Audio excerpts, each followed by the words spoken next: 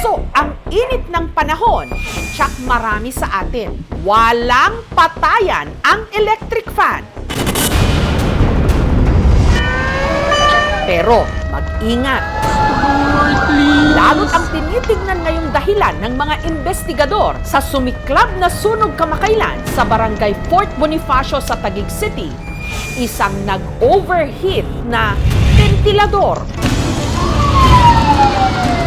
Kabilang sa mahigit 50 pamilyang mga apektado. Wala po natira sa amin kahit isang gamit. Ang pamilya ng jeepney driver na si Mark. Ilan taon namin pinag-ipunan lahat ng gamit namin, bus, lahat kahit isa, wala kami naisalbak. Ang masaklap nito, kasama sa nasunog ang ipambibili sana niya ng segunda manong jeep. Ang inutang pa naman niyang 300,000 pesos. Watak-watak na yung pera. Parang nanlumo na lang din ako doon. Lahat ng pinagpuyatan mo nawala, isang bigla. Plano namin ng pamilya ko nawala rin. Mapapalitan pa kaya ni Mark ang mga nasunog niyang pera na pambili sana niya ng jeep?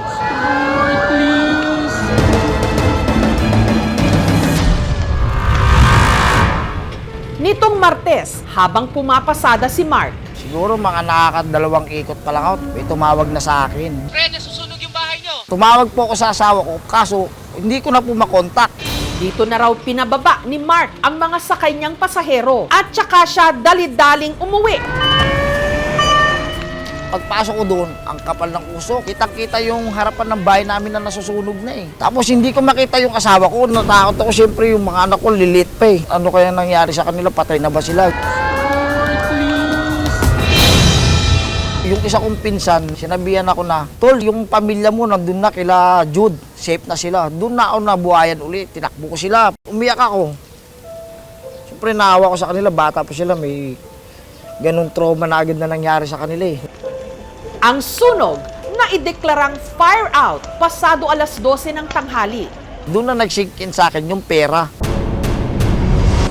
Doon na umiyak sa akin yung asawa ko. Hindi ko nakuha yung pera. Inuna ko si Yuni na wala sa isip ko. Sabi ko, pera lang yan, kaysa naman yung anak mo mawala eh.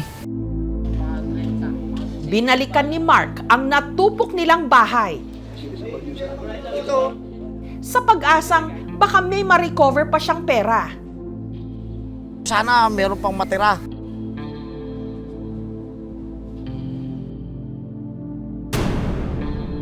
Pag-ukay ko, yun na. Kita ko na, watak-watak na yung pera. Parang nanlumo na lang din ako doon.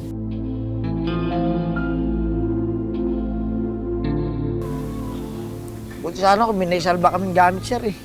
Paano kami makakabili ng gamit namin? Wala rin naman kaming pera. Paano kami makakaroon ng tira? Wala na yung bahay namin.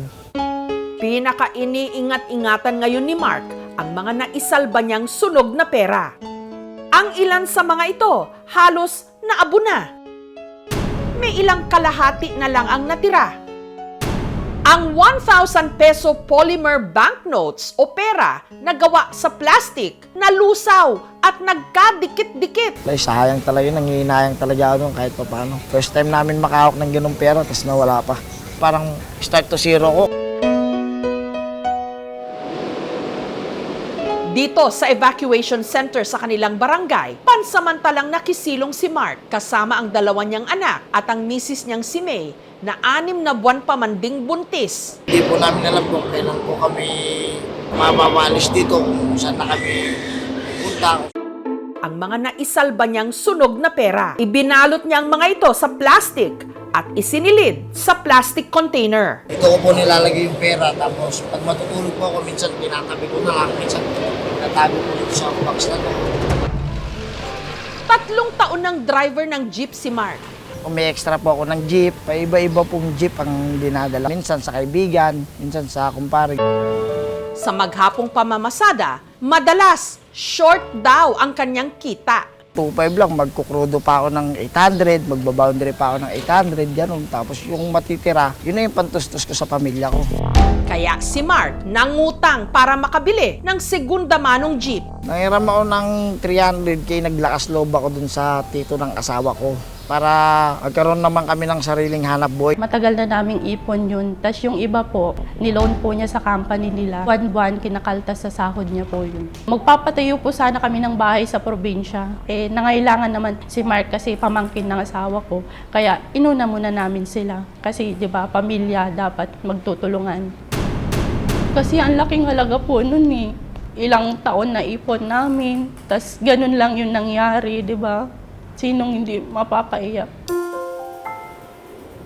Sa kabila ng banta ng jeepney phase-out, ang natipuhang bilhin ni Mark, segunda manong traditional jeep na consolidated at nakapasok na sa kooperatiba. Ibig sabihin, pahihintulutan pa rin itong makabiyahe. Kaya hindi po ako nag-aalangan bilhin. Magagamit ko pa yung sasakyan kahit paano. Pag hindi ka nag-consolidate by May, ay i-consider ka nilang crew room. Wala ka ng karapatang bumiyahe. Dahil sa ilalim ng modernization, magiging membro lang ako ng kooperatiba. 600,000 to 700,000 yung rehabilitation ng mga traditional jeepney. 985,000 yung halaga ng isang modern jeep. Meron din lumalabas, halos sumabot ng 2.2 million. Masakit dyan, kahit na matapos ng bayaran yung unit ay hindi magiging akin sapagkat hindi nakapangalan sa akin yung unit, kundi nakapangalan yan doon sa corporation or doon sa kooperatiba. Yun ang ikinaayaw ng mga operator. Kaya ayaw nilang halos pumasok doon sa programa. Kasi pagkawala ng pag-aari mo pagkawala ng kabuhayan mo Kompleto na yung pera. Ang inutang na pera na ibigay na raw kay Mark nito lang Lunes. Kaya hindi ko po muna binigay yung pera gawa nang wala pa akong hawak na papeles ng sasakyan. Kasi galing pa po sa Bicol yung papers ng jeep at yung deed of sale. Sabi po sa akin ng may-ari, bukas doon na tayo magbayaran. Tinago yun ng asawa ko doon sa bag ng anak ko. Tapos tinago niya pa sa isang bag na lagayan ng mga pantalon, inipit niya doon. Hapon ng Martes daw ang usapan nila ng buyer para bayaran at kuhanin na niya ang sasakyan. Pero nangyari nga ang sunog.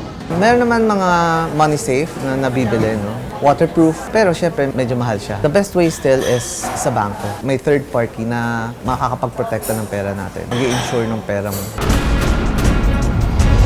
Panibagong dagok, lalo't nung nakaraang taon na ospital ang panganay nilang si Yuni dahil sa impeksyon sa dugo. Sa 4 days po namin, meron kami bill doon, 165K. Huhulog-hulugan na lang namin yung balance namin doon na abot din po ata ng 65. Hanggang sa ngayon, hindi pa namin nababayaran. Nahihirapan po kasi hindi pa po kami nakakabangon last year Parang pabangon, pabawi pa lang po kami, pabangon pa lang Tapos ganito mo, masusunugan pa kami.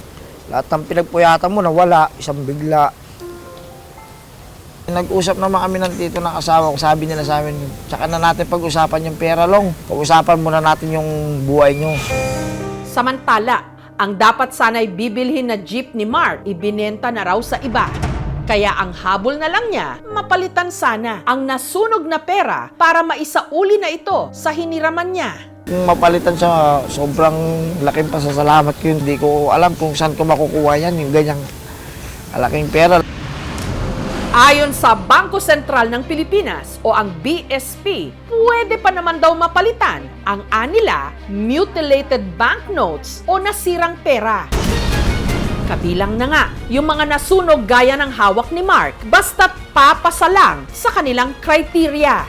Sa kondisyon ng mga na-recover na sunog na pera ni Mark, meron pa nga bang mapapalitan? Nitong Biyernes, sinamahan ng aming team si Mark sa BSP.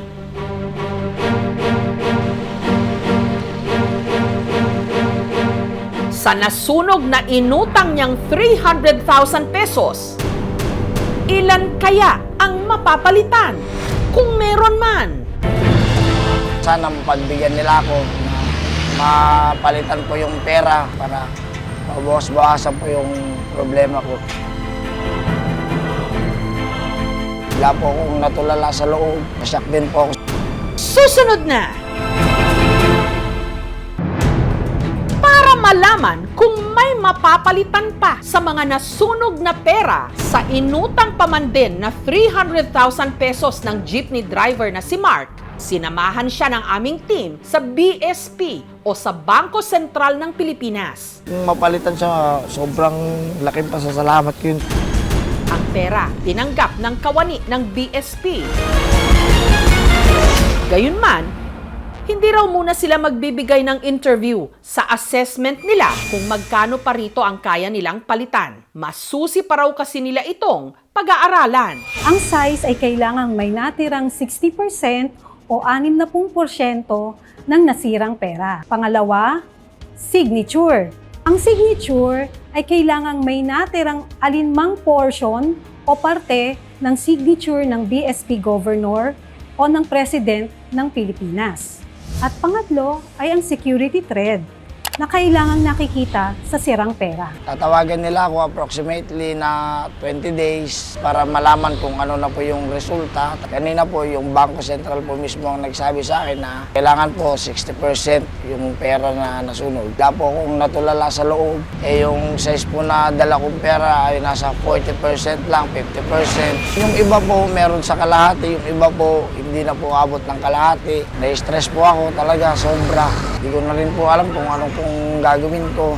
Parang hindi mapapalitan, parang ganun po yung ang dami po pumapasok sa utak ko. Pero yung sa dalawang S2S po na security thread, tapos yung signature po, naniniwala po ako na pagbigyan nila ako na mapalitan po yung pera para mabawas-bawasan po yung problema ko.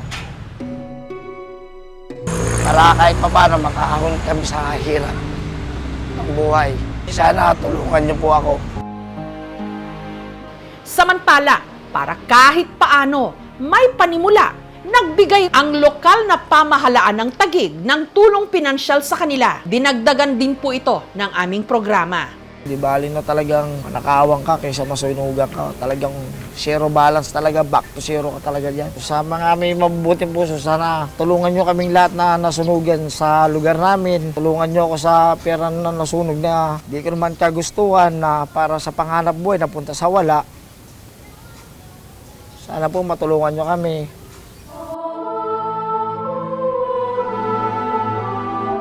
Pera na! Naabo pa! Talagang ang hindi bali ng manakawan, wag lang masunugan.